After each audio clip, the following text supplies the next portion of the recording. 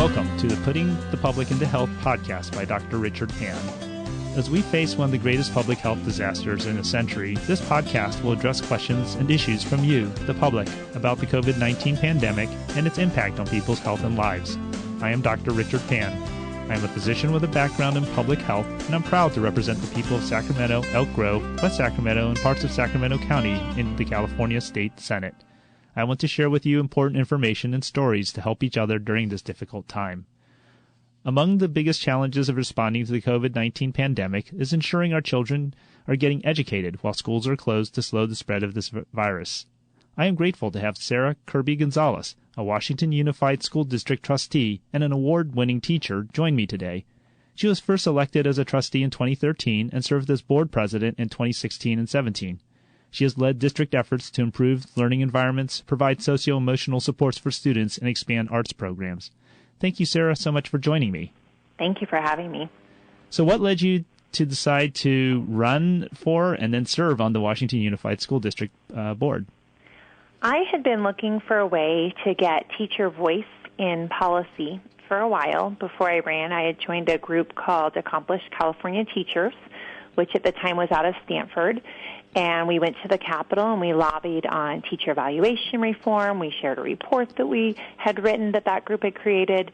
And I was really trying to have a voice to influence this policy. And when we left a meeting with one of the senators, instead of saying, thank you for this, for what you had to share, thank you for what you do, I appreciate the report, he said to me, stay perky. And that felt so dismissive.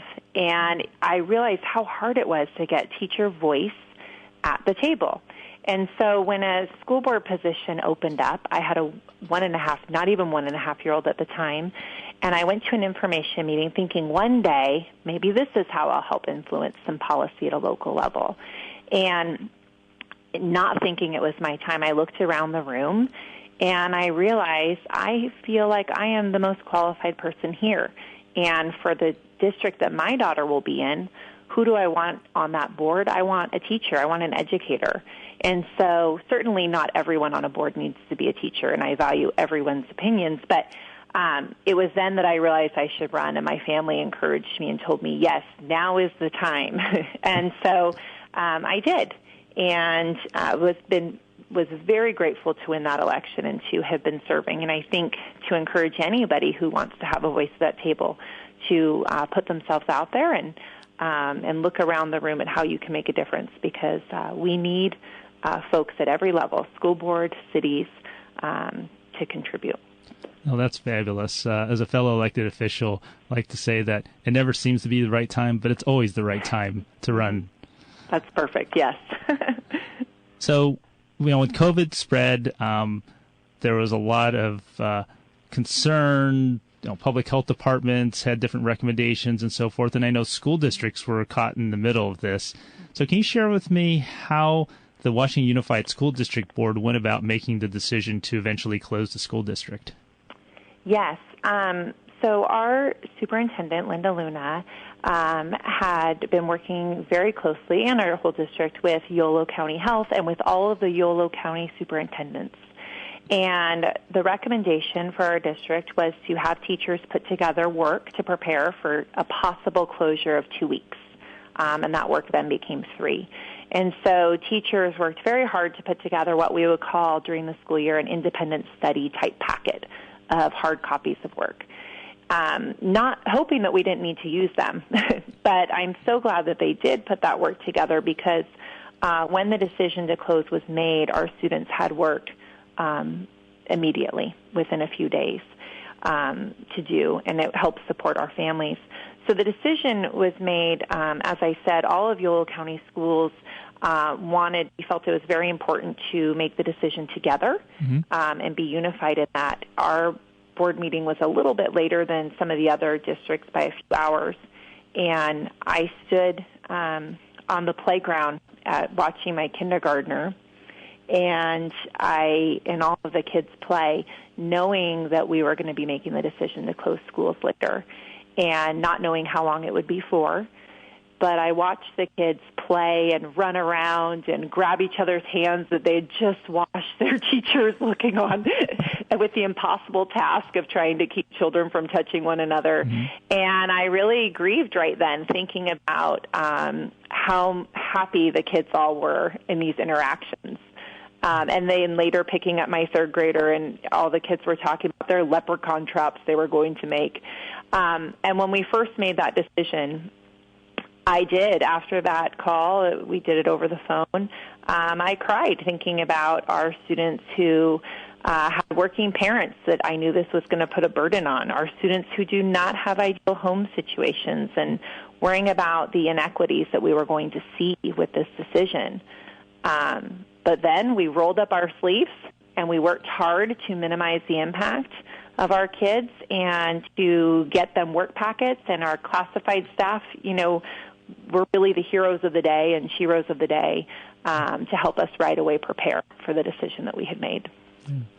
And as you mentioned, I think many of the school districts, when they initially closed, were talking about 2 weeks, maybe 3 weeks, and then that became, well, we're actually going to be closed for maybe a month or two, and then the governor talked about, well, maybe we should be closed for the remainder of the school year. And so how did the school district sort of handle that, and what did you do to continue the teaching and supporting the students as a school district and as a school board? So as I alluded to, our classified staff really were the first folks on the front lines. They were the ones who immediately sanitized all of our classrooms. That was the number one priority, was to ensure that our school sites were clean for whenever it was that people were going to come back, and get our food services prepared and make sure that our kitchens were clean and safe, healthy environments for our food service staff to come together and immediately have meals ready for our students on that Monday. And we had staff that was working to run off copies of the work that I had talked about earlier that the teachers had put together. And so families within a few days could come and pick up packets of work so that their students had something to do. And that really helped. I will say as a parent, it really helped with some routine, having in my hands something that I could do with my children right away. Our priorities also were very strategic. And so the high school students were given computers immediately so they could do Google Classroom, which they were ready for. And in Washington Unified, we have many of our teachers are Google certified. And that has been so critical right now during this time. They have been able to step right into these roles and do a phenomenal job serving students. So our high school students got computers immediately who needed them, along with hotspots.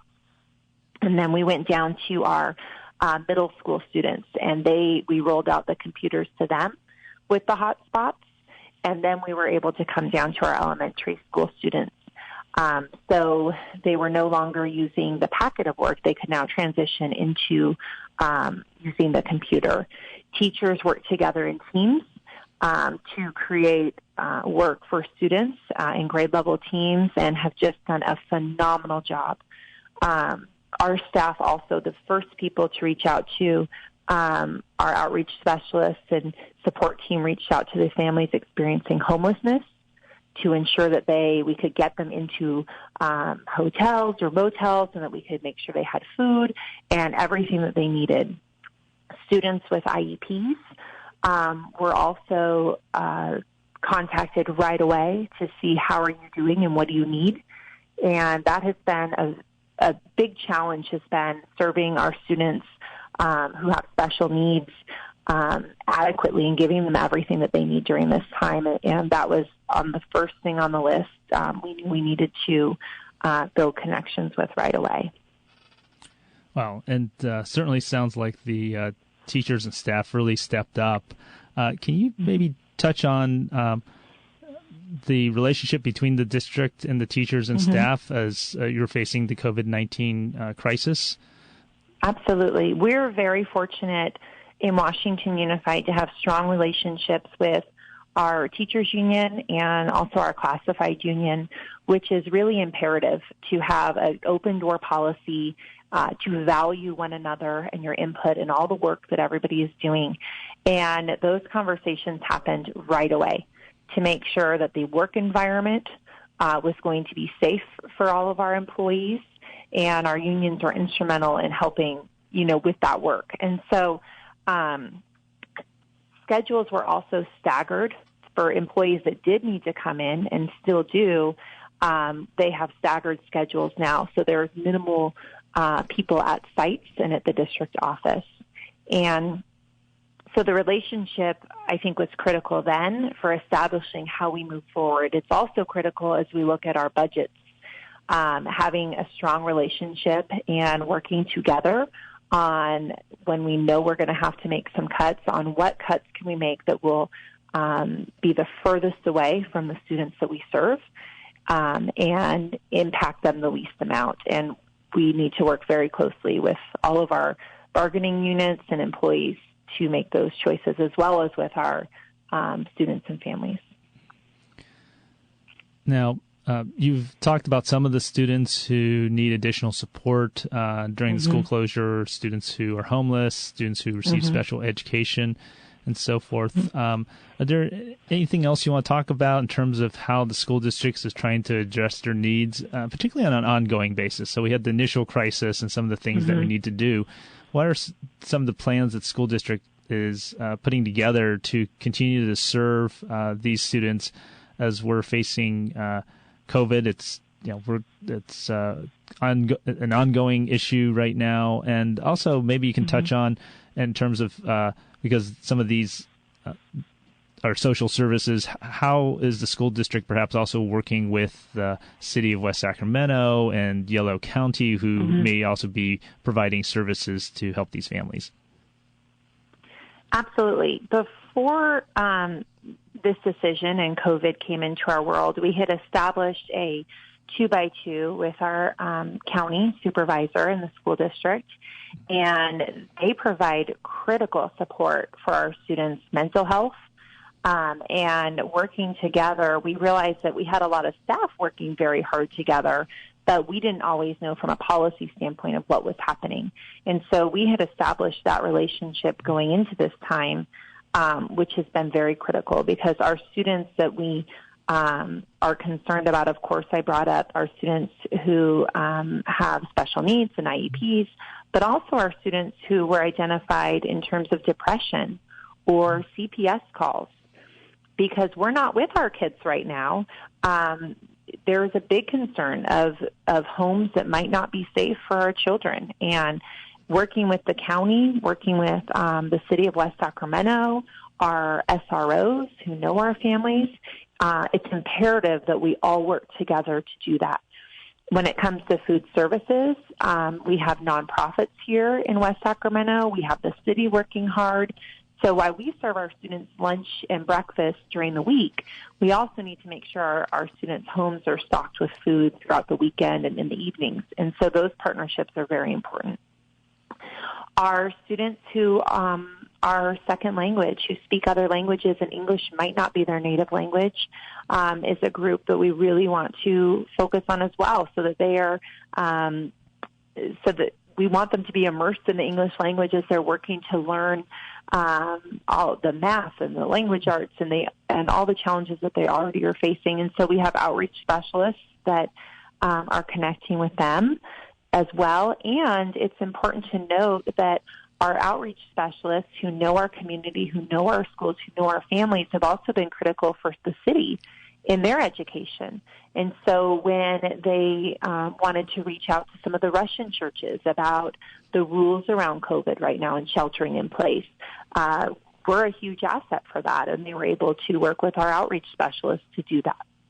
And so when it comes to serving our kids and families, working with our city and counties, it's very important, and we're very blessed to have good relationships in all of those places. And as the district continues to work on how we best meet these needs, there's a lot of work happening right now behind the scenes in terms of how we can support students moving into the summer and moving into next school year as well, as they work hard with all of the agencies around us. Now, as a school district trustee, you're probably hearing from parents about their kids in school and probably getting a lot of questions. What kind of concerns are parents in the school district sharing with you? What kind of questions are they asking you? Mm-hmm. Well, we have families whose children, like my own, desperately miss school and their friends, and having that social, emotional kind of learning time and the interactions on the playground that you can't get anywhere else and replicate during shelter in place.